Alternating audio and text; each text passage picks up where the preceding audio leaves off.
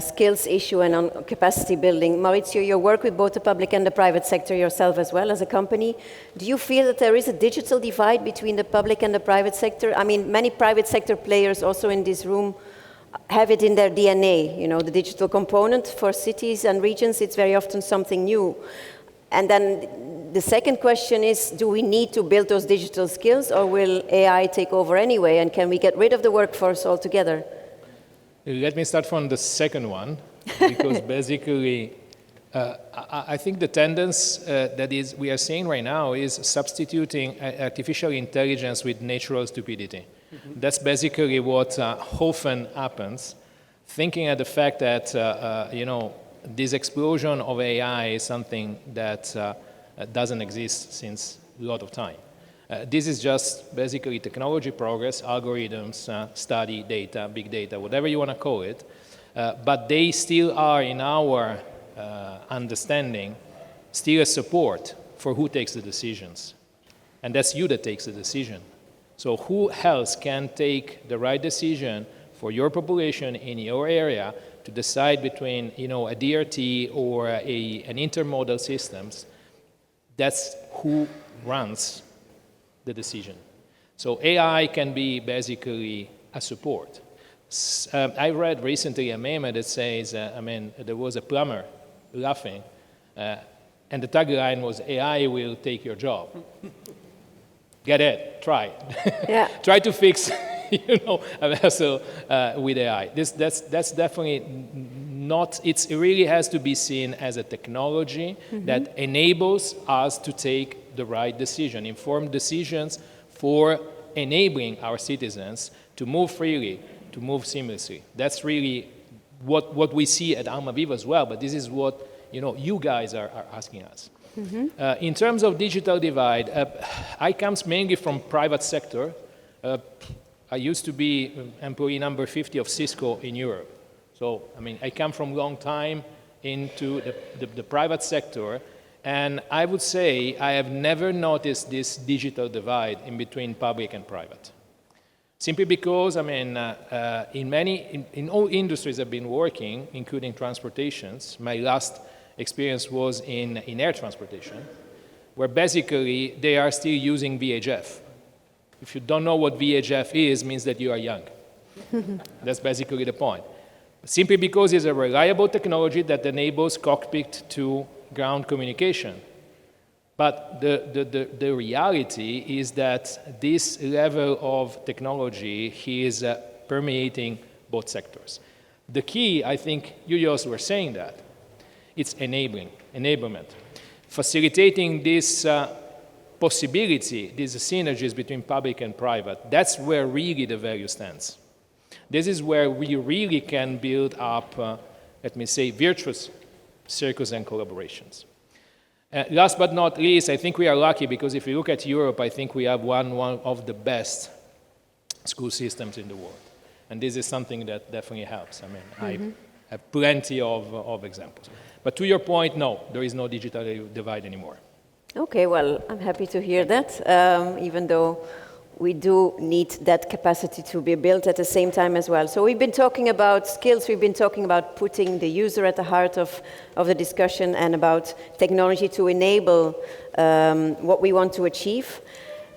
Eugenio was mentioning this morning that also Europe is coming to cities and regions with different asks as well, that there are several policy frameworks where cities and regions have a role to play and where they need to comply. And one of those big files that is reaching deployment, let's say, is the revised ITS directive with all the delegated acts that come with it. And it really also includes new obligations in terms of data sharing, in terms of turning regulations into machine-readable format, and so on. Are our cities and regions really ready for that, Joost? And what does it really imply to take that step? Okay, now I have to be very careful what I'm saying to the cities and regions here. I think half and half. Of course, the glass is half full, but also half empty. What I see in the article in our membership, we have a lot of your members as well. First, ITS directive is something done in Brussels by some bureaucrats, and then the European Parliament and Council has adopted that. It took us 5 years to go through a review, which I have been involved in very actively. And actually it mandates us from now real-time traffic information, safety-related traffic information, parking, electric charging facilities, so all these new things for cities and regions. And it's not for all cities, so it's actually only the 10T corridors, which are the main corridors in Europe, and the urban nodes. But we have more than 400 urban nodes, including Rome. So, which means that these cities, that these urban nodes will be obliged, like any other motorway, to equip them with all these features, meaning that you will have a national access point in each country, or regional, like in Italy, where you have to populate all these data. So basically it's a one-stop shopping that we want to do, from physical assets, where are all the traffic lights, where are all the tunnels, the bridges, where is the real-time traffic, because it's about real-time information, and you will be able to find all this on a national, or through a national access point for usage. Usage by cities, usage by the drivers, the same for UVARs, the same for electronic tolling systems, etc. So all this is a bit new, that's why we are there to help you, of course, in sync with Polis. But it takes a lot of courage. It takes investment in people, but it's not a sunk cost. I mean, it's really an investment that pays off in terms of efficiency of traffic, in terms of traffic management, but also in terms of logistics, for example. In the SUMPs and the SULPs, they mandate some of the reverse logistics, because cities and without logistics do not exist. So that's why we need really a good curbside management. And I think with these digital tools, it can all help, to be honest, yeah. You mentioned the word curbside management, and if we go back a couple of years, I think we're talking 2018 roughly, Philippe, you were amongst the first to point out the potential of dynamically managing our scarce space in cities with the help of digital tools. If you now look back to when you were launching those ideas and where we are today, have we come to practical implementation yet of these new approaches? So, first off, I didn't launch the idea, but many people were talking about the curb, and what we noticed was that there was no real representation that allowed public authorities to manage curb space according to the needs that they had, according to the needs to which, or the uses to which it was being solicited. And so the idea was that at certain times of day, in certain parts of the city, the curb is over-solicited. And after COVID, it was differently solicited for non-mobility uses. And there had to be some way of accommodating those different demands for curb space. The thing that we pointed out was there was no easy way for public authorities to own the management of that space. And the one most obvious pathway forwards was to start digitally characterizing that space, digitally characterizing that asset. So that was, if you will, the very first increment of a digital twin of the city was this space, because it was the one where a lot of problems occurred. So since then, a lot of cities have been thinking about this broader question of how do we digitally characterize urban space, not just curbs. And so there is this notion of digital twins. And that has three components, this characterization, and it's true for the curb, it's true for the whole city. There's the act of just transcribing it into digital space. And that's already a heavy lift, often requires external providers of services to do. Some of the larger cities can do it themselves and have done it themselves. The second aspect to consider, which many cities, especially those that have gone that first step for the curb or for the entire city, is to describe the functions of that space. Not just say where it is, but to what uses can it be put. And that's the second part of the act of owning and regulating and managing this essential space. And the last one, where you have fewer cities and public authorities, but many that are starting to do that, is to think about how do I, as a public authority, characterize my regulations in machine-readable format regarding that space. And that transcription of material rules that are, for the curb at least, on signs, on paint, into digital formats that can be directly ingested by digital systems is this last element of how do you reclaim the agency for public authorities to manage the space in a digital world. Fewer people are doing that. There are initiatives that will help cities do that have helped cities do that. I see that the head of the Open Mobility Foundation is here. They are leading. We'll come back to that with Gemma. But there are instances that there are services to do that. But the first thing is to understand that the act of transcribing this space into digital systems isn't to manage them better in digital systems. It's to manage them better for the city and for all uses. And that knowledge that comes from that process of knowing when is the curb under pressure, when can it provide value for the restaurant that's adjacent to it, or to the parcel delivery company that's delivering things, or to an ambulance or a fire service. All of those are real world outcomes that are facilitated by that very act of digitizing the space, of assigning functions to it, and translating rules into machine-readable format. And I think that is something that has really changed since 2018, and certainly after the COVID epidemic in 2019, 2020. Yeah, and it sounds, well, it doesn't even sound easy, so it's not even easier said than done. It's, well, it's still easier said than done, but it does sound complicated for many of us, I think. So we need help with that. We need tangible tools that can help us make this a reality. You mentioned the Open Mobility Foundation. Gemma, you already made a reference to that earlier as well. So they have been working on the development of tools, the mobility data specification, the curb data specification. How do those specifications help cities move towards more data-driven and therefore evidence-based decision-making? Can you make that concrete? Yeah, I can make that concrete. So when we start working with how to get insights in the digital space for mobility, we were looking around, and then we worked with the Open Mobility Foundation, and we really saw the problem that we addressed before. You say, hey, do policymakers understand how to read data and what to do data, because there's a gap? Well, I'm working for Amsterdam. Amsterdam's a quite big city. We actually don't. So we saw a lot of examples in our city where we had data analysis, and then people say, oh, nice, they put it away, and then they continue their working. So they don't know what to do with it. We don't have that quality of skills yet. So we thought we need to also have a different solution for that, because there are a lot of tools already, but how do we use their tools? So what we did, we joined the Open Mobility Foundation. I think even if it's an American-based non-profit organization built by cities, it's very relevant for European cities, because I don't know if everyone knows. Every city in Europe that has micromobility is using those standards already, and I don't know if everyone knows that. So Amsterdam decided to really get involved in the Open Mobility Foundation and to become a board member to address these topics and to really explain by examples why it is very interesting for cities to use this kind of tools, to use these frameworks, to have that discussions between cities, to have that discussions with the mobility providers, to really build the bridge between cities, technology and mobility providers. As cities don't really have the understanding of data, we also need mobility providers to build that bridge there. The other argument why we decided to join the Open Mobility Foundation is you said, well, we're working towards the national access points in Europe, it's the new policy in Europe. It's really nice, but within the next 5 years, the national access points will be set up and will be grown. It's not in place yet. So what are we going to do for the next 5 years if people don't really understand, policymakers, what do you do with data? And what if you have a lot of tools and don't understand them very well?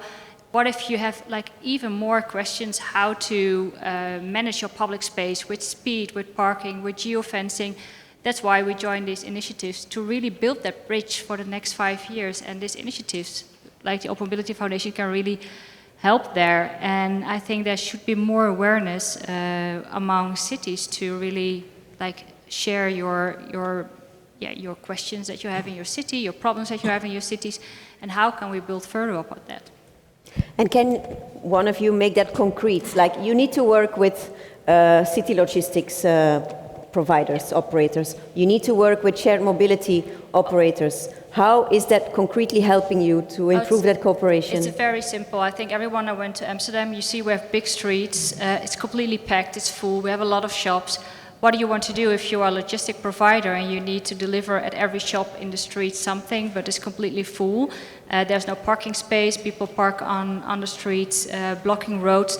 If you can manage that by digital tools, while your logistic company is connected to your digital tool, and you can plan your street with that digital tool, then you can really plan the way that you're bringing your packages into the shops, and you can manage the public streets, and you have a better flow of traffic in your cities. And that is, I think, where you're building the bridge between your public space and your digital public space, your physical and your digital public space. And these tools, we need these tools, and even if they are very difficult to understand, that's why I think we have like the next 5 years to really guide cities to understand it. Also for Etico and for the other organizations. Can I jump in on You that, can Karen? pick Sorry up on to that, take and the then floor. we'll go to the audience. Okay. You talked about all this indeed, and mobility data space, it's not a given, so that's not abstract neither. We miss a bit of an element here, that is the public transport element in cities, much important, of course, for the modal behavior shift. These people, public transport companies, they have a lot of data, travel data, data of timetables, but also we need to have much more availability of these data and accessibility of these data from the PTOs, through PTAs probably, and also for the private sector, shared cars vehicles, and even electric vehicles and so on. So if there would be a bit more sharing of data, availability first and then accessibility, and for the intermediaries, those who provide these platforms like MAS and others, they should have access to that, not for free, I agree, but at least that should be done at least, and then you can actually work together in a better way than in silos today. Yeah. Yeah, okay, let's see what the audience thinks about this topic. We have a question here in front. Please introduce yourself my name and is be Stefano brief. Bonfa. I have some kind of remark about this data space and use of data. First of all, we're talking about data. Data that everybody they know is the normal structured data that they are using. What about the unstructured data that are about 80% of unstructured data? They are not considered into the kind of data space. Second, we are talking about the question of sharing data. I would like to move towards the concept of real-time data, because there is no useful to have data and then you use when you need it. If this real-time, that make the difference in the innovation aspect. And third, I think we should not consider the city as itself, but should consider the region. This means I have a project in Calabria, funded by the European Union, I hope, Joint Research Center. What we try to demonstrate is, even in less developed area, like Area Grecanica, that is already funded, we can develop economy, innovation, startup, scaling up, using data. The same process is in Barcelona. We do have in Barcelona as cities. They are more advanced. We have also in London itself, where I'm coordinating the project, and in Ireland. The idea is using data for economic development, but used in an appropriate way. Thank you.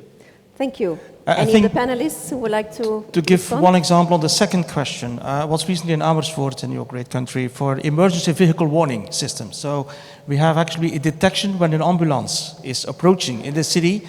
You need to get leeway for getting through. Yeah? Every second is important in terms of speed and accessibility.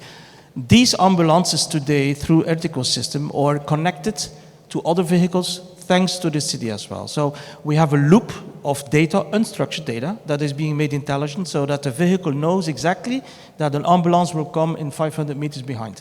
And so the vehicle, if it's an automated one, will actually give way to that in the future. But today it will be the driver that has been alerted to that. So just a correct example, and I can give many, many of these use cases where digital is really unlocking that potential. Yeah. Philippe, you want to add?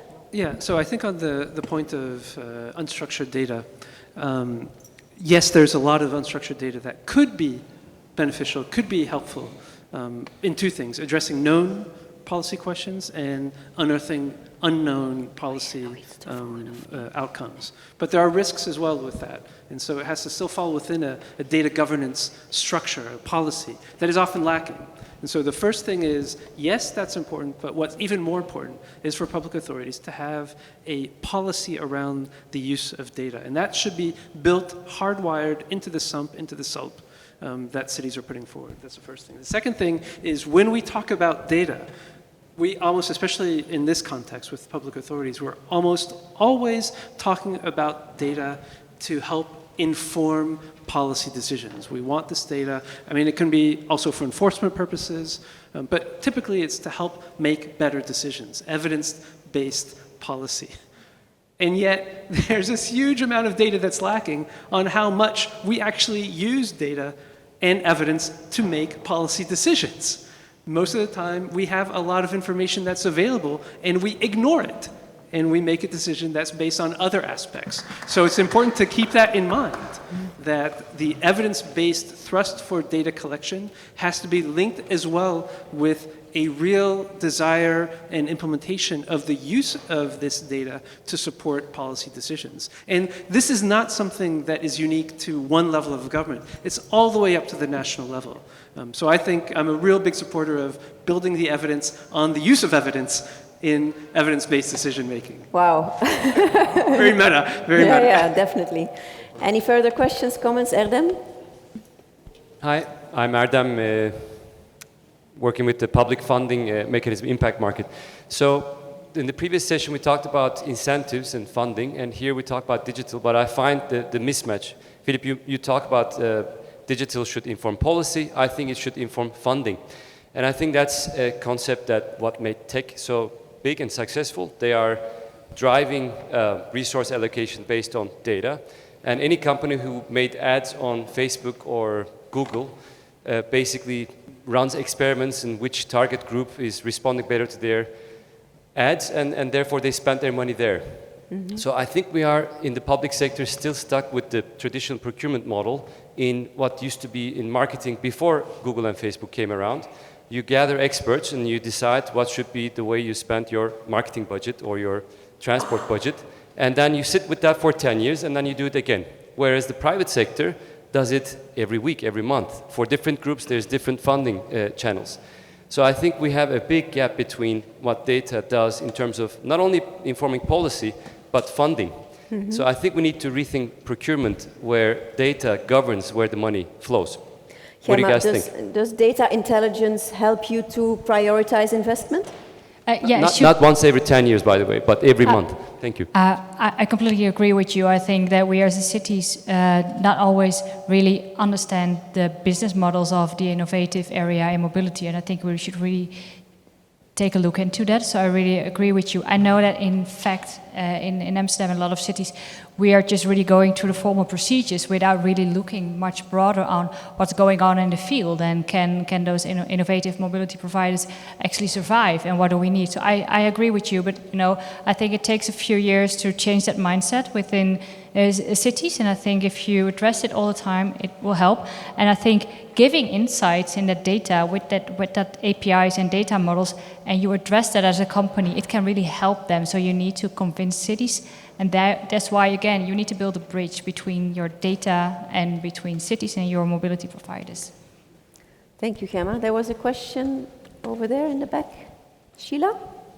I was just going to ask, how do you all feel about cybersecurity, and how do we ensure that the public come with us on this great digital mission, given that I can think of about 5 ways in the last 6 months in which I've been part of a cybersecurity issue, from the library I use to an online shopping account, etc., etc. So where this is underpinning delivery, are we confident that we're not, and I'm not suggesting we go backwards, but are we confident we're not making ourselves more vulnerable in some ways in the service of efficient delivery? How vulnerable are we, Joost?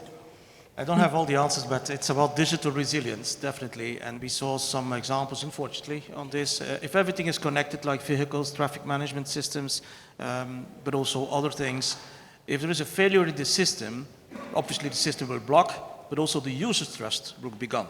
We won't have the user's trust anymore. And that's critical. That's why in Europe, the Cybersecurity Act, the Resilience and so on Act, and all the NIS directives, we're now implementing it, and there comes the trick. Because we don't have the right people and the right talents to do that. And I agree, that's also very visible in our surveys in our membership in Ertico. Cities, regions, even national authorities, they not always have the right skills on this. If you look at the AI office in the European Commission, so the Artificial Intelligence Office, they don't find the right people to execute the legislation because they have to go to China, to Asia, to check these GAFAs from there. I mean, this is not easy. I mean, and things evolve every day. I mean, You can standardize something, and tomorrow you have another thing. So that's why they call it Gen AI, generative, but it's a challenge indeed, and a trust element, yeah. Maurizio and then Philippe? Very quickly, I take to the point on talent because basically this is a massive problem for the private industry.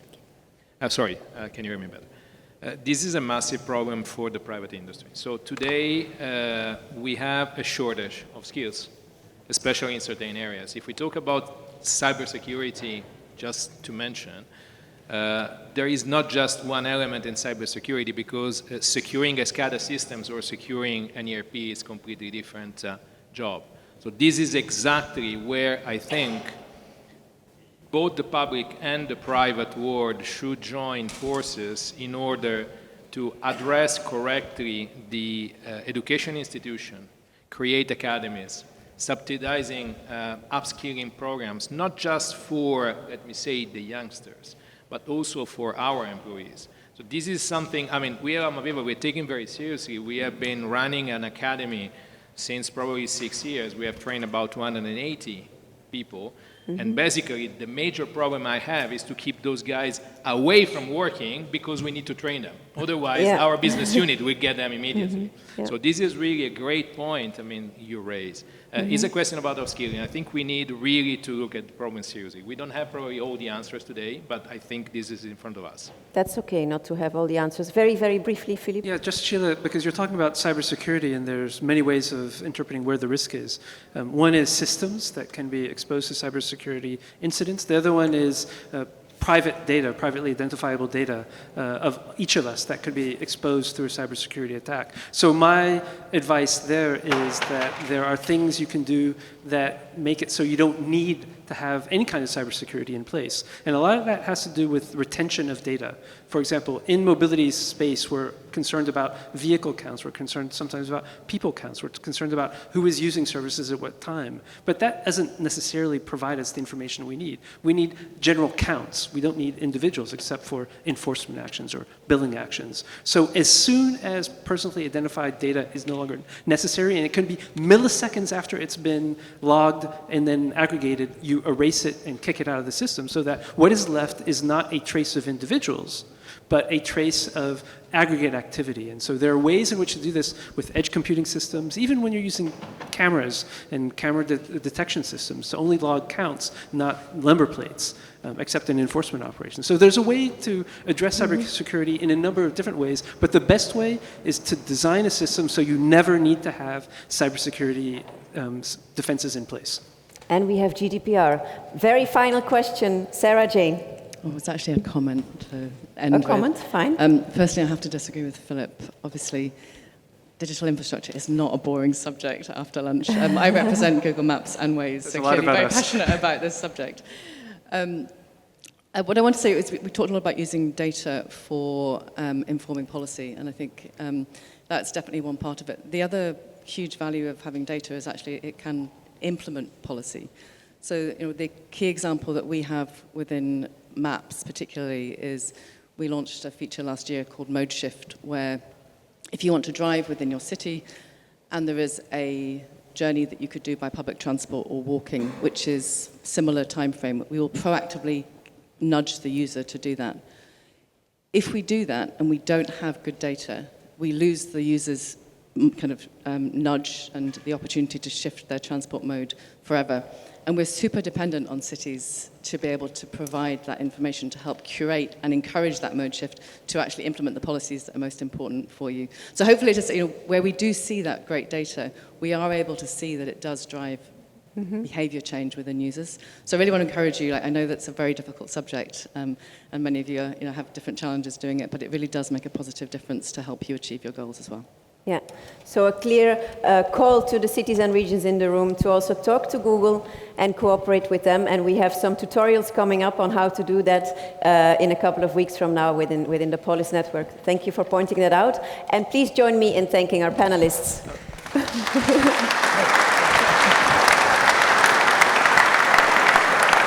And you're kindly requested to leave the stage to the next round of panelists now. And that brings us to the fourth panel for today, and also the last one, which is on growing green competitiveness. And we've talked about it earlier, geopolitical shifts, threats of tariffs, and fear of foreign competition, for example, in electric vehicles and batteries, software, e-commerce, they're all pushing the EU policy focus away from climate neutrality and onto industrial competitiveness. But the question is, do green transport policies really threaten jobs, or do they foster innovation, on the other hand, making us even more competitive? Electrification, digitalization, automation, platformization are bringing fast and deep changes to the transport industry, to its jobs in services and in manufacturing. How can we steer them to advance the Green Deal ambitions? And what could be the impacts of the EU industrial deal on transport? We will discuss this with Tuija Telen, Regional Mayor of the Helsinki-Uusimaa region, Koen Kennis, Deputy Mayor for Transport in the city of Antwerp, Andrea Condotta, Public Affairs, Sustainability and Innovation Director of Gruber Logistics and Vice Chair of ALICE, and Edoardo Zanchini, Director of the Climate Office here in the city of Rome. Please join me on stage.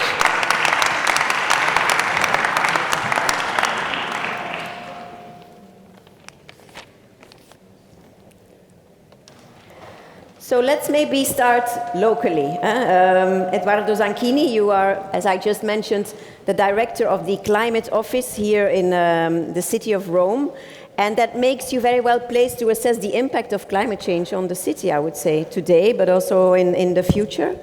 So the previous legislative period in Europe was all about the Green Deal and the climate goals that we have set and the ambitions we need to reach. And now the narrative has changed. It's all about industrial competitiveness. So do you think this might jeopardize the targets of the Green Deal or delay maybe some of the targets? Is this changing narrative a threat to our climate story, you think? Thank you.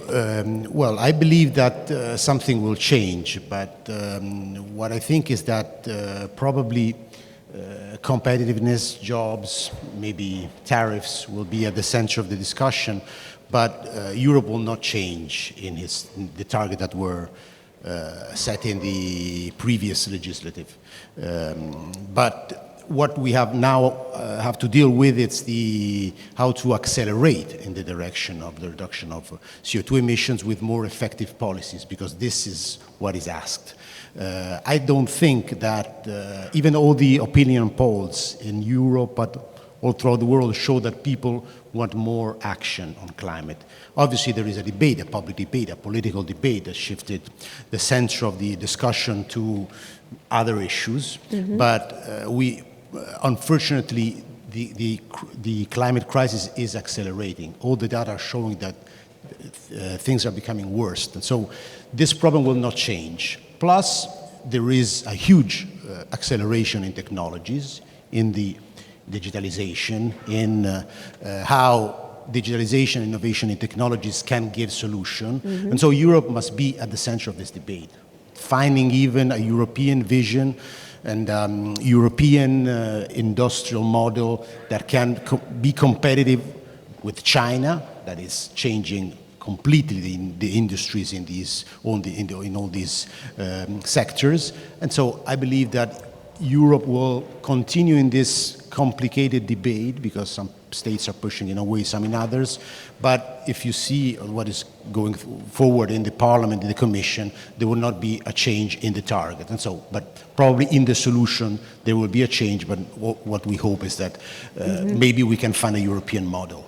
Okay, so you're still optimistic then that we can reconcile competitiveness with climate targets. Let me turn to you, Tuija, because Helsinki as a region, Helsinki-Uusimaa region, is really known for its innovation potential. You're really a smart region in the best possible way, I would say, and are embracing also in the transport field in particular that innovation potential.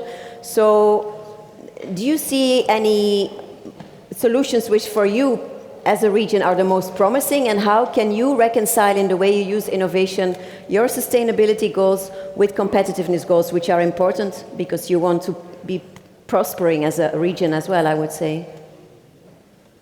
Thank you, Karen, and first of all, thank you for inviting me here in sunny Rome. We are one of the forerunner regions of Finland's altogether 18 regions. We are the capital region and also the largest by if you measure people's amount. But it's a huge question.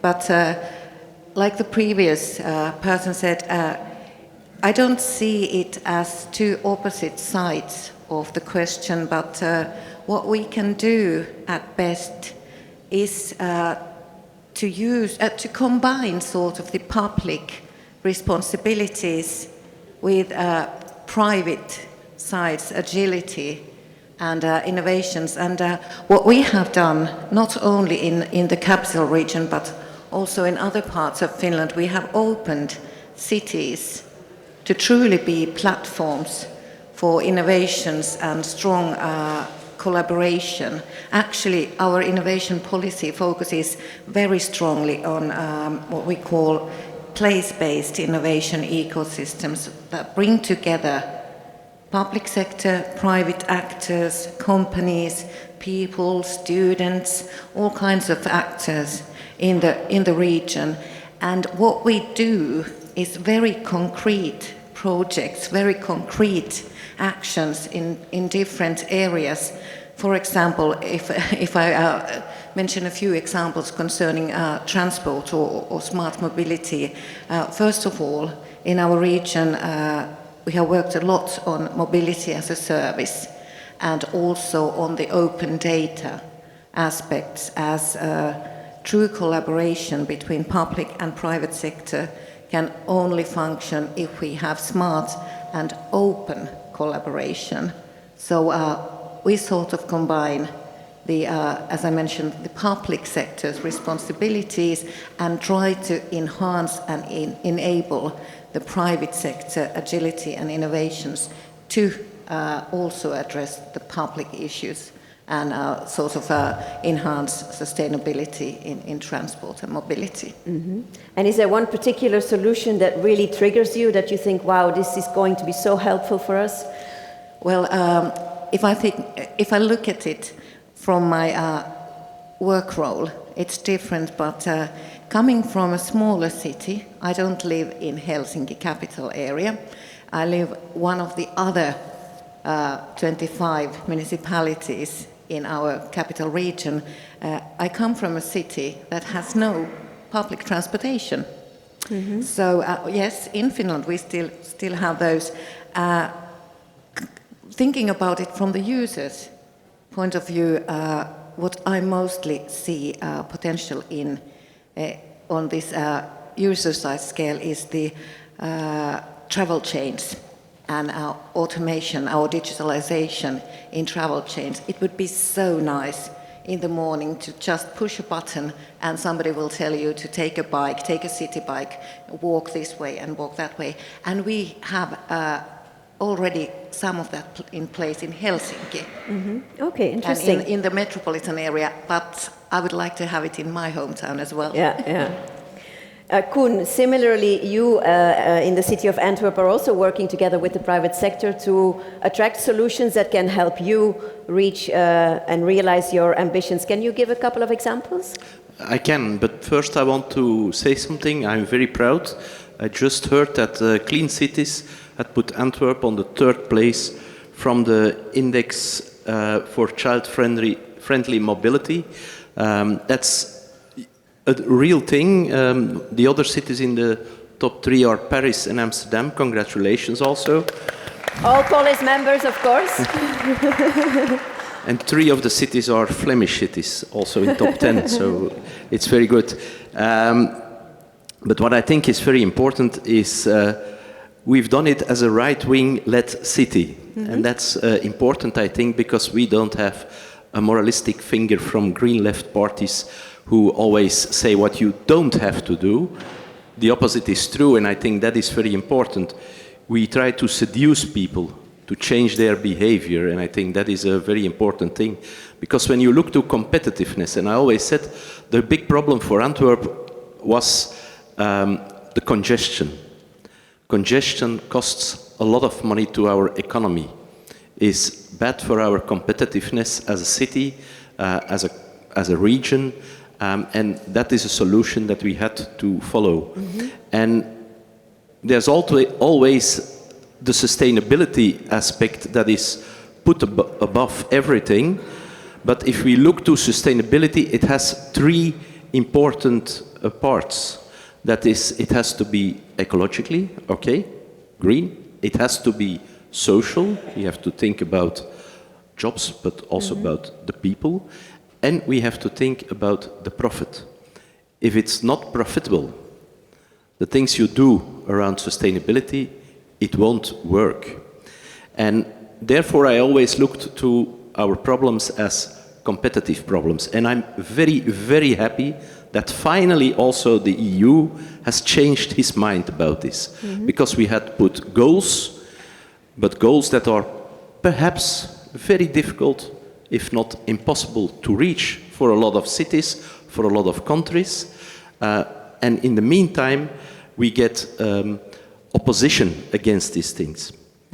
And it's better to believe in technological progress, and that's what we see and what we were discussing in the previous discussion here. I think we have to work on this technological progress, and automatically we will do things that are smart and that make our cities cleaner. Yeah. And I see it also in Antwerp. By working together with private sector, by working as a city also every day on small things, you can change. And that's what is, yes, this top 3 also means for me. Yeah. We are creating a modal shift in the city, and it's working really by seducing people to change their behavior. And in the first place, you do it by working on a user-centric way. Every user has his own context, depending on the weather, for instance, or on other things.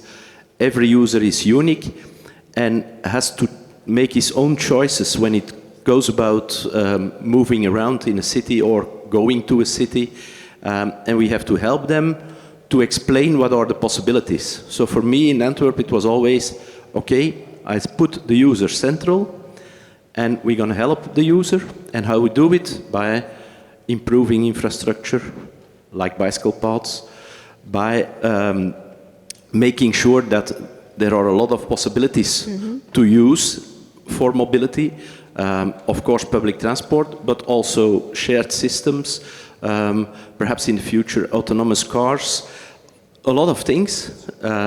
And also by explaining the user how we can use it. We have made in Antwerp a route planner. I understood now that they also copied it in Beijing. It's a route planner where you can see your complete route and the different modes that you can use. So it's really a combination so that people can choose on an easy way. If I go to the city, which is the best, or which is the possibilities, which are the possibilities that I have, and how can I best then go to that city?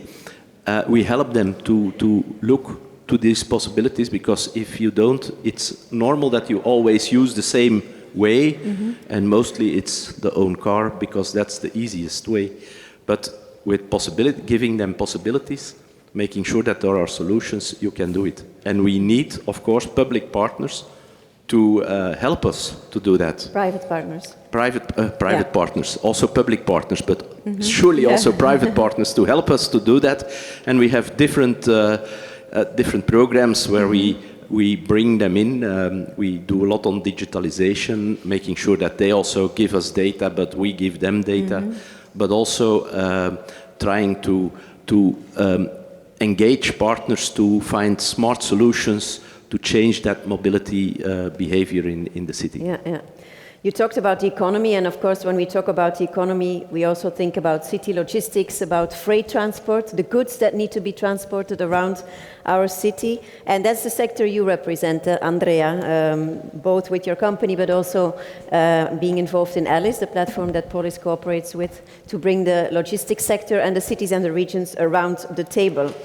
I think we can agree that there are negative externalities linked to the last urban mile, and we are working hard to resolve that. But so there are restrictions coming from public authorities to help us address those negative externalities. How is that impacting your business? Can you reconcile sustainability requirements with your economic activities?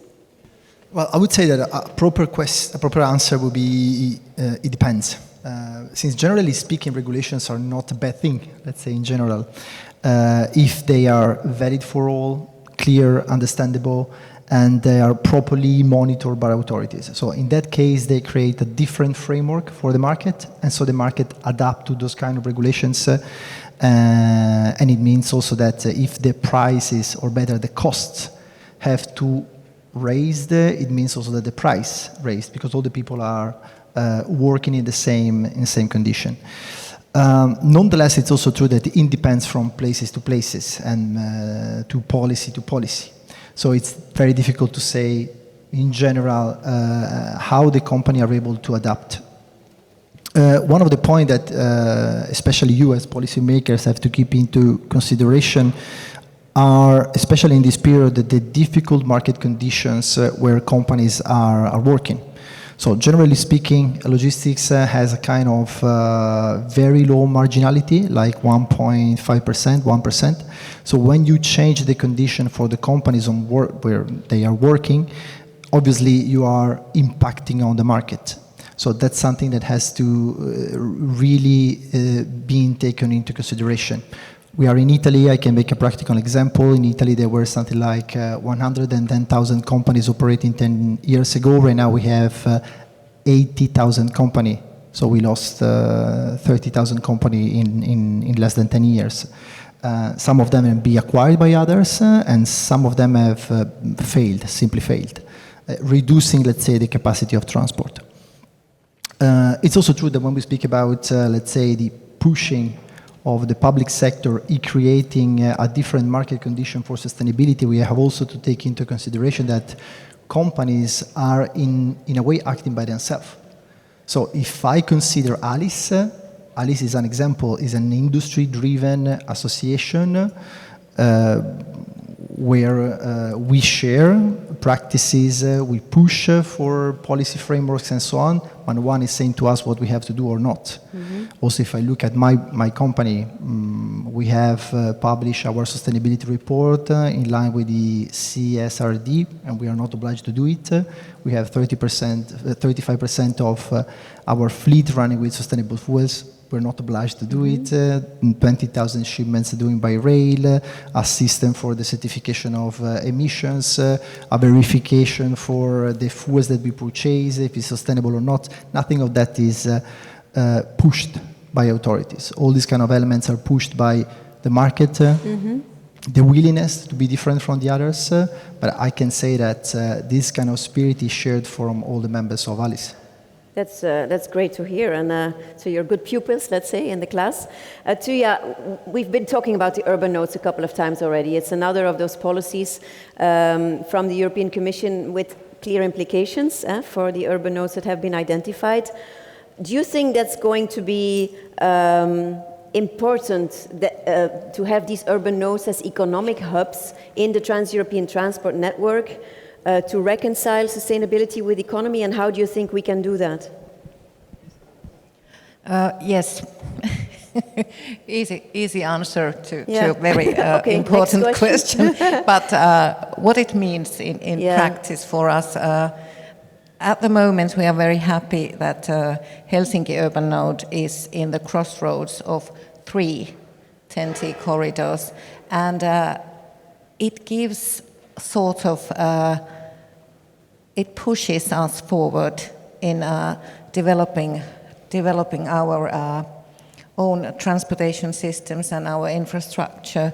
But what needs to be said out loud is that it's not that we are part of these 3 corridors and a recognized urban node. What is important as well is the sufficient European funding to take these actions forward. And I think that we are not in a happy place concerning the EU funding at this point. It seems a bit unclear, but it needs to be said that TEN-T corridors and urban nodes also need to be properly funded in a European scale. And again, I see this also not opposing to what is being emphasized in Brussels at the moment, growth and competitiveness. There is no growth without international connectivity. And I have to say, coming from Finland, at this moment, I think if we are smart, we can combine the development of transport systems, mobility, together what we need to do, and also military mobility issues and safety and security issues coming from, how should I say, bordering nation. We have over 1,300 kilometers of eastern border, and the border is now being closed completely, as you know. So it gives another aspect. But coming to where I started to answer this easy question, is that we need to consider all of these aspects in the same tables, because I see growth and competitiveness, mobility and transportation, and security are not separate issues. So they should not be regarded or contemplated on in separate tables, but we should have also joint tables where we should see all of this coming together. And I think that is what EU Commission is now focusing on. So I see a very good, positive future ahead of us. That's great, but what I do think is a bit missing in the conversation around competitiveness is the essential role of cities and regions in boosting competitiveness. You are major clients to the industry, you are procurers, so we are not to be overlooked, and you can really give a boost to also the industrial competitiveness of the European industry. Yes, and if I may continue, I think this is a very important aspect as well, because in Finland the system is rather easy and simple, as many things in Finland are. We have the national, regional and local level.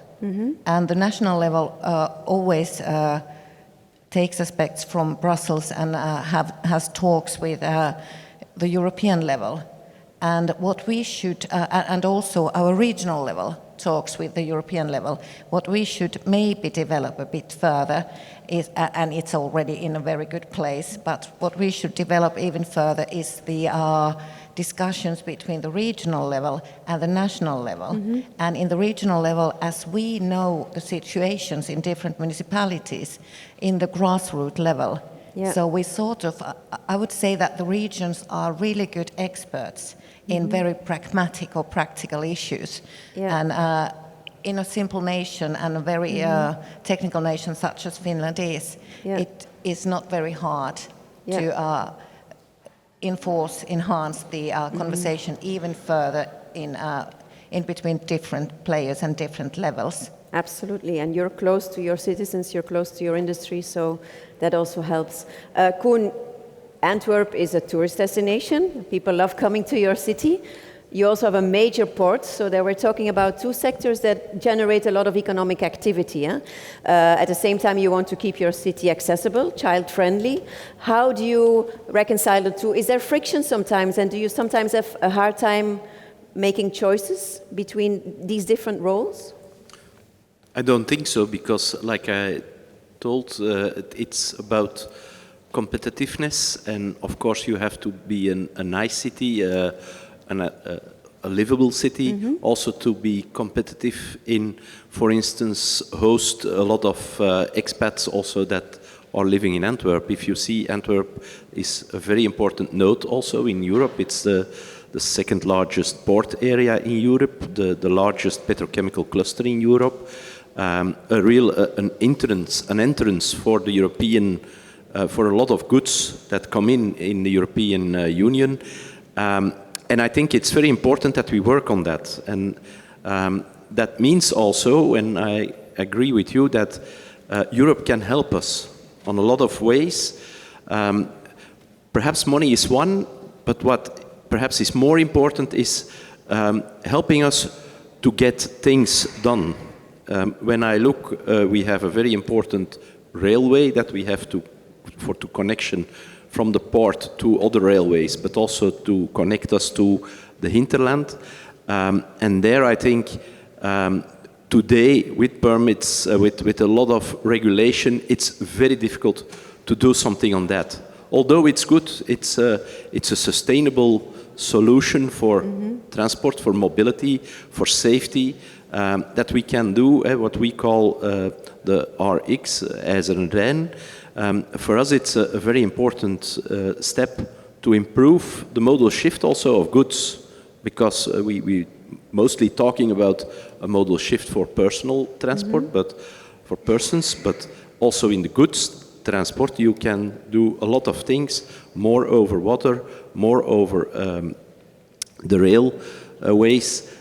There are possibilities, and there I think that we have to push also as cities, because probably everyone is in contact with it. The difficulty to get a permit to improve your infrastructure, that could help us to go faster and to have faster also more clean transport in our regions. And I think if we can do that type of things all together, we also can make livable cities.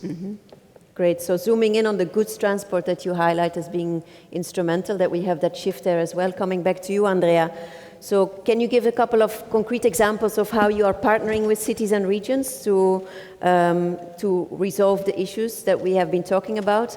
And knowing that you want to be the best in class and lead by example, do you also feel that the industry is delivering you the vehicles that you need, for example, to make that step change? Cleaner vehicles, smaller vehicles, and so on? Yeah, so I will take all the question answering before as Alice and then as a company in order to bring, let's say, examples on how an association can cooperate and then as a company. So speaking about Alice, I would say that our main role is to advocate for a different paradigm of, let's say, companies, logistics companies operating in the innovation framework. I would say that the old paradigm is simply that logistics companies are waiting till a policy is done or an innovation is implemented or a vehicle is, and that's it. And then we complain. That's the old paradigm. What Alice is doing right now is actually building a partnership with association. You perfectly know that our point of reference for the urban logistics is Polis. So we are directly cooperating with Polis in order to develop common roadmaps, measures and tools for the urban mobility. And in the framework of the IOMs, let's say the producers of vehicles, we act in the same way. And it's quite recent. It's also, let's say, on my responsibility to be vice chair of 2Zero. 2Zero is the co-partnership with the European Commission and the automotive sector to define priorities for research and innovation in the framework of electric and hydrogen mobility. And that's also another example on how association can cooperate in order to create a different framework. So we accelerate the deployment, directly participating in innovation projects. So I come also with an example of Gruber Logistics. As Gruber Logistics, right now we are dealing with 12 different projects funded by the European Commission in the framework of innovation. And one of these projects is actually, it's called Shift to Zero. And the purpose of the project is to test prototypes vehicles for the urban mobility and also to define together with municipalities on directly the logistics models to operate those kind of vehicles. And let's say before imposing a certain kind of model, we are building it together. And building it together, it's also, let's say, our way in order to finding all the criticalities before the implementation. Another example, I don't know if some of you will be in the Munich fair in 1 month. In Munich is the most important fair in logistics. In the fair, we are going to manage a discussion with municipalities and also other competitors of us. It's a workshop organized in our booth in which we will discuss directly new logistics models for the deployment of electric vehicles. Thank you, Andrea. We started with Rome, and I would like to end as well with Rome. Eduardo, bringing the whole story together again. So how is Rome investing in climate mitigation and climate adaptation measures, and how does that foster green growth? Because you were optimistic about this combination. Yes, well, we need to accelerate in green growth and the reduction of emissions, and so we have to put all the pieces together. What we know is that if we stop investing in this direction, we will even suffer the impacts, even in terms of growth, because like in Rome, like in every city, the impacts now of flooding, of heat waves, have a huge impact even on the economy of the city, on the attractiveness of the cities. So we have to invest in this direction, and we have to invest, obviously, in the innovation needed. What we try to do, this administration from the first day worked in parallel in two directions. The first one was to put in place new projects with the resources of the recovery plan. As probably Deputy Mayor Eugenio Patane explained, we have hundreds of projects throughout the cities. It's all a build inside Rome, and some have already completed. Many are now in the sites, are built, others are in projects, because we need to accelerate in this direction.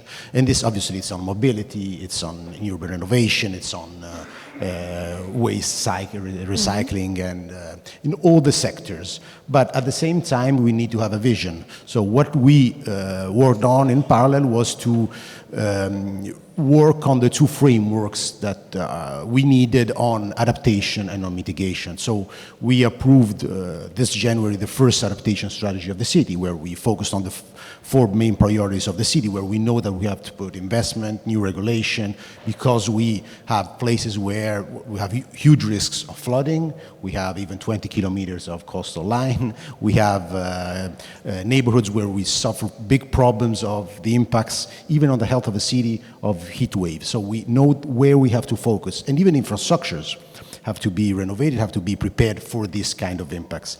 And on the other side, we applied for this mission of the EU Commission, the 100 climate neutral and smart cities by 2030. And so we worked with all these cities, and we presented our climate city contract. Now we are waiting for the label that should come this summer, but it's only the beginning of a process. This is interesting because we will not approve a climate city contract that will stop our work. We will start from there, the work with all the stakeholders. We worked with 80 stakeholders, big and small and widespread in the cities, and this is part of the new work that we have to do, because if we want to gain the results on adaptation and mitigation, we all have to work together. We all suffer the same problems, and we have to know the same challenges. The city can be an enabler of this process in accelerating and even in making the conditions for a more attractive and livable city. Yeah, I think we've all heard great examples across the different panelists of how necessary and fruitful this kind of cooperation is. We're all in the same boat, and now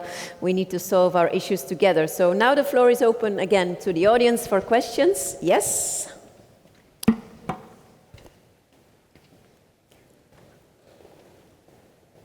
Alexia, you can already bring the mic to the other side of the room, in the back. Thanks, Pedro. Thanks for this wonderful conference. Jaron Bornstein, I'm founder of Cargaroo, shared cargo bike company.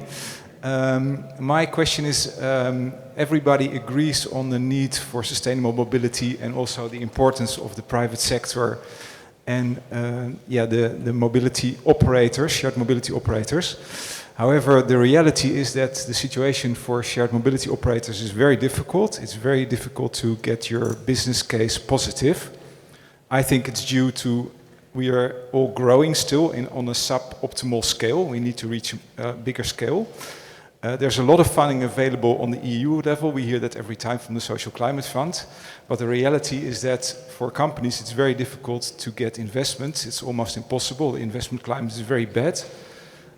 We went bankrupt last year because we couldn't get a new investor. What is your idea how to translate the huge amounts that are available on the EU level to get new and existing startups or smaller mobility companies funded? Koen, can we get the business model right? We were discussing it already during lunch, so it's deliberately question, I think. No, my opinion is that in Europe we have a challenge. If we want to have mobility providers or mobility as a service providers also, that are European providers, that are also thinking with us about the problems of European cities, and not always the cities, American providers who are coming in. And today it's Uber and Google that are the most important suppliers, I think, for everything what has to do with mobility and mobility as a service. I think Europe has to create sort of small funds probably to help suppliers or providers like that to grow and to become important European providers of shared mobility, of mobility as a service. I know Kangaroo because they were active in Antwerp, also WIM, for instance, Helsinki company that was active in Antwerp, and it's a pity that those companies can't grow. We don't have in Europe a culture of capitalization like in the US, where we have time to let them grow, and perhaps it's possible that a European Investment Bank or institutions like that create funds that can help companies like yours, like others, to grow, to become big enough to stand on their own feet. I don't like subsidies. I have to be honest on that. We try to do that as less as possible, because that's not sustainable on the long run. I hope that companies can become strong enough to deliver, like we see a lot of companies from overseas that do it also. But maybe it could help in the short run, you know, to give an additional... I think in the short run, we have to invest in those companies. Getting capital, we can get it back when companies are flying on their own wings. Yeah. What's your take on this, Tuija? A very small comment to add on what was already very wisely said. I have a background in innovation policies, and I've been working with companies attracting foreign investments to the second largest region in Finland, and I did that for years.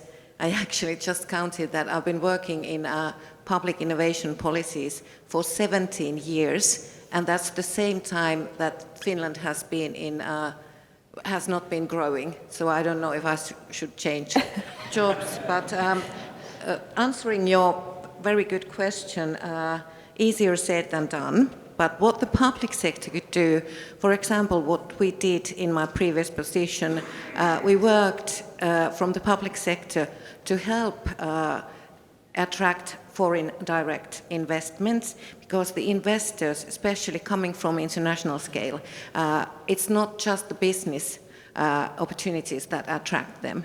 It's also what else we have to offer, and that what else often comes from public sector for services, housing, and etc.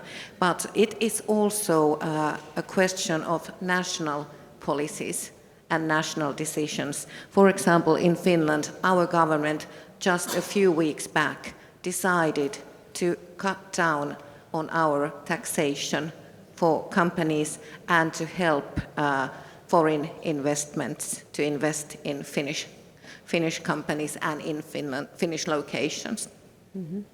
Thank you. Question in the back? Hi, my name's Paul Walsh. I'm with Cycling Industries Europe, so I'm a lobbyist, very fortunate to be a lobbyist promoting a very sustainable solution. And there's no question for lobbyists like me in Brussels now, it's a bit more challenging than under the previous mandate, and we need to find a way to show that competitiveness and sustainability are completely aligned.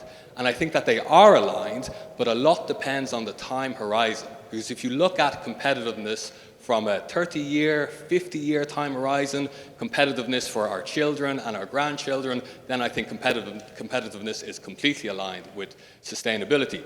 But I'm very new to this role, so just 1 week in, so I was wondering if the panelists could give me a bit of advice. Do you have examples of how you convince your voters, your citizens, about how to embrace long-term competitiveness, how to embrace sustainability, even when there is sometimes a short-term economic price to pay. First of all, welcome to our world, Thank you. Paul, and looking forward to continue the cooperation between Polis and CIE. Any observations from the panel? Focus on competitiveness. I believe very strongly, and we saw it in Antwerp, that when more users, when more employees are using the bicycle, it goes better in companies. And it's also better for the congestion. Today, and that's what we saw, when we see in Antwerp a big congestion, that means every hour 1 million euros lost. So there is your competitiveness. And yes, perhaps sometimes you have to wage it. When I say permits are important, one of the big issues with permits are a lot of ecological obligations that Europe has put on the member states. I think we have to make a choice some way sometimes, and competitiveness can help us to improve afterwards also our sustainability much quicker. Because if we don't have any money anymore, a Green Deal won't happen. And we need prosperity to make sure that innovation can help us with sustainability. Eduardo, and then to you. Good question. I think that on one side, what we need is a positive, attractive, let's say, vision of the future. And on the other side, we must show that if with this change of model in short term, medium and long term, there will be a reduction of costs. And if you see of what has happened already in Europe in the circular economy, in mobility, in energy, goes in this direction. And the alternative is, let's say, stops us from the independency that we have that we need from fuel imports, fossil fuel imports, from materials. And so we need to work on costs and independency and competitiveness of Europe and all our states, obviously, because these solutions work in every country and in every city. But we need really a vision that is attractive, and we can show many examples from every state and every city that show that this direction is, let's say, it's worth going instead of the alternative that it's very expensive would be and become more expensive. Your piece of advice? Yes. I have a very good follow-up on what you said, because I was also going to talk about long-term vision. You need a long-term goals, long-term visions, but you also need short-term actions and mid-long-term actions and visions to support that long-term vision. But what you need also, and what we already have in place, is impact measurements. We have good cases already.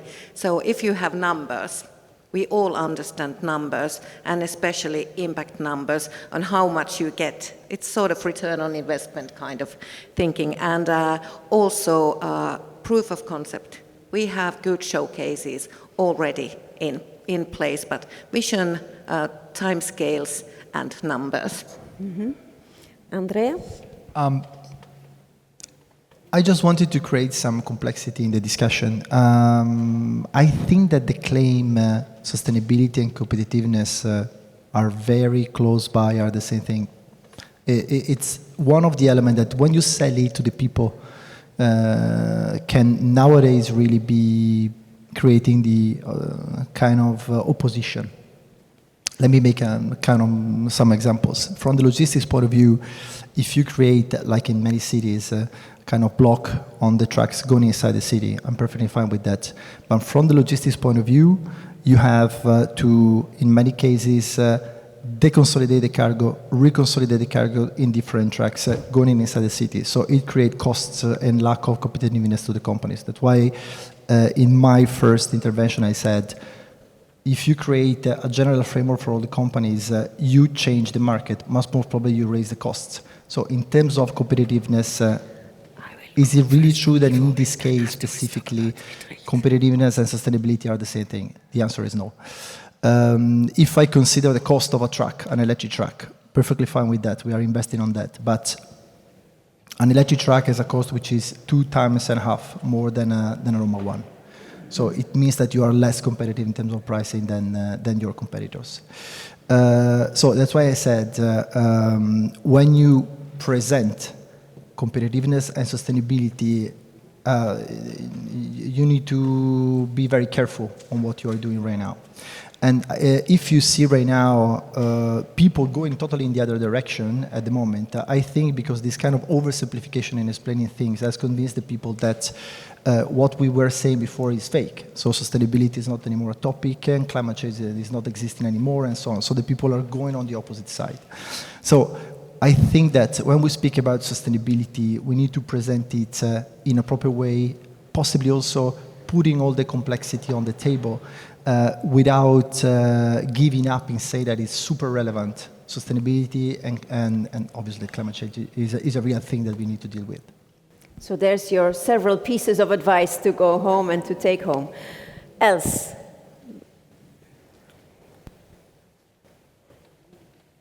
Thank you. I just wanted to add another dimension, if I may. I had the honor, together with other partners, to make a handbook for DG Move on mainstreaming equality in mobility policies.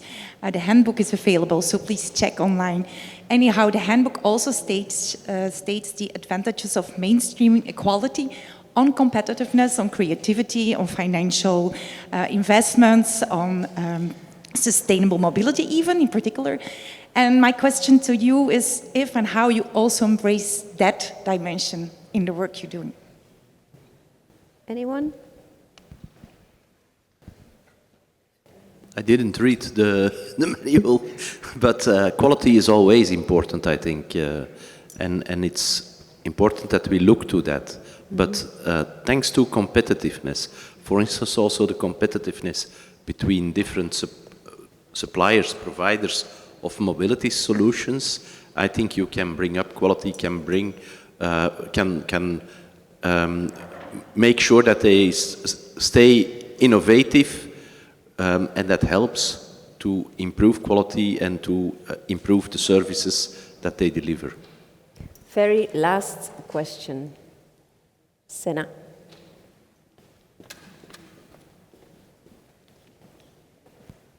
Thanks a lot for this last panel. My question is about maybe taking away some of the complexity, because I think Draghi really gave Europe a gift with his report on competitiveness. And one of the main messages, and I think you said it very well, for the people that don't speak Dutch or Flemish, kennis is knowledge. So you have a great last name, Mr. Kennis. You got to choose. And choosing is doing a couple things well and not doing the other things.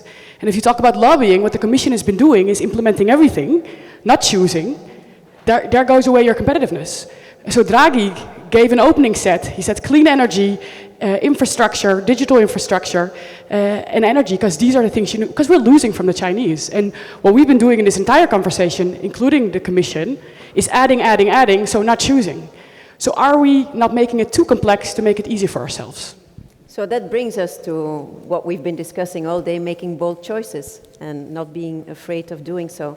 So that brings us to the end of this panel. Please join me in thanking our panelists.